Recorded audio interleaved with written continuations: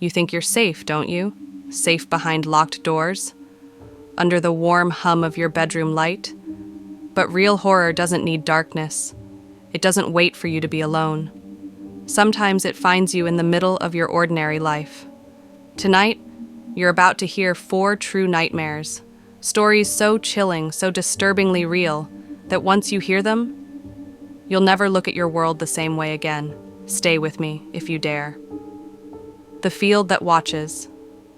Jacob had always hated that field.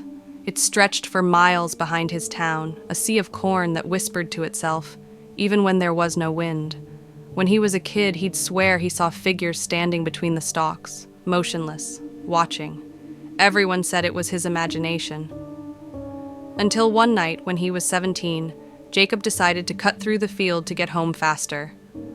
The sun was bleeding into the horizon, and a thick mist started rolling over the land. At first it was normal, just the rustle of his own steps through the stalks. Then he heard it. Another set of footsteps, heavy, deliberate. He stopped. So did they. He walked. They walked. Closer. Jacob called out, his voice shaking. "Who's there?" Silence. He turned in a full circle, peering through the rows of corn. Nothing but golden stalks and thickening mist. He told himself it was just the wind. He started walking faster. The footsteps behind him matched his pace. Then, breathing, raspy, hungry. Jacob broke into a run, crashing through the field. He burst out onto the road, gasping for air. Safe, or so he thought. When he dared to look back, he saw a figure standing at the edge of the corn, tall, smiling, waving slowly. Jacob never took that shortcut again, but sometimes he swears he sees someone waving at him from across empty fields, still smiling, still waiting. The knocking at 3 a.m. Lila booked a cabin in the woods for a weekend alone. No phone, no internet, just her, a fire, and a few good books. The first night was perfect, silent, peaceful, until 3 a.m. a knock at the door. Software measured, 3 slow taps. She froze in bed, clutching the blanket. Maybe an animal, maybe the wind. But then it came again. Louder, more urgent. She tiptoed to the window, peeled back the curtain. There, in the dim moonlight, she saw it. A figure, standing completely still. It looked human, but not quite.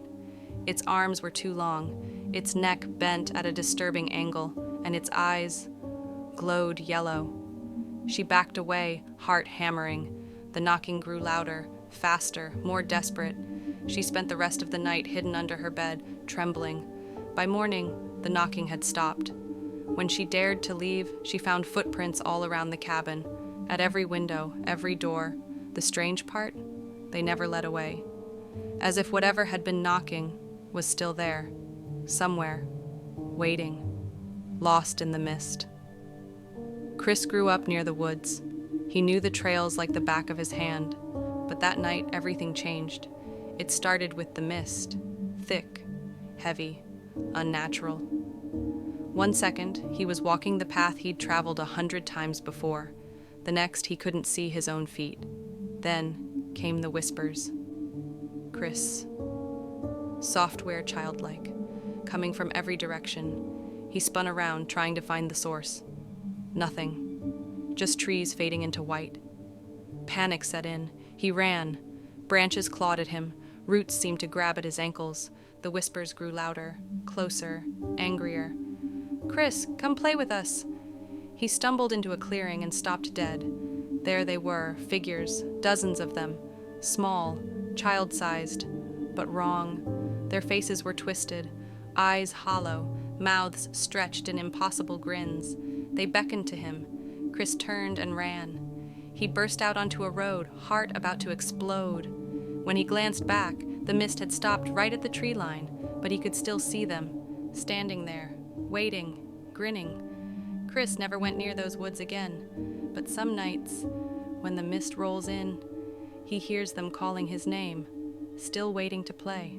What lives in the basement? Maya thought she found her dream house, affordable, charming, old, but sturdy.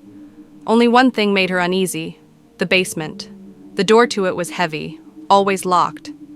The realtor said it was just storage.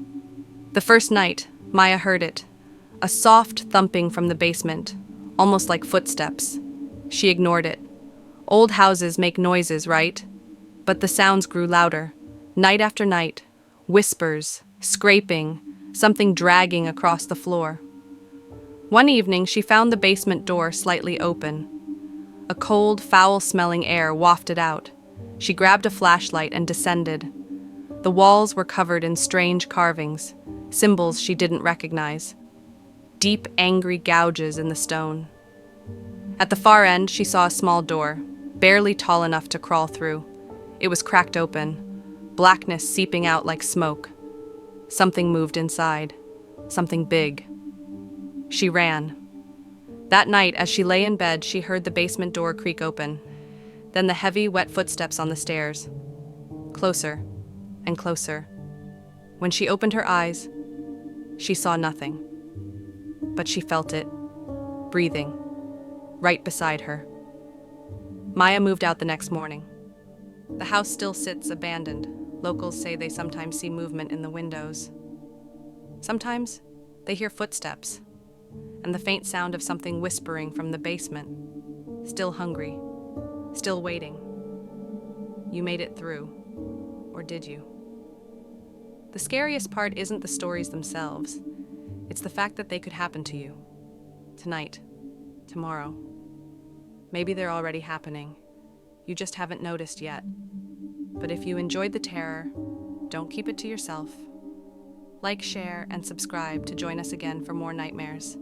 Hit the bell so you never miss another real horror story. And remember, the monsters are always watching. They might just be waiting for you to share. Sleep tight, if you can, if you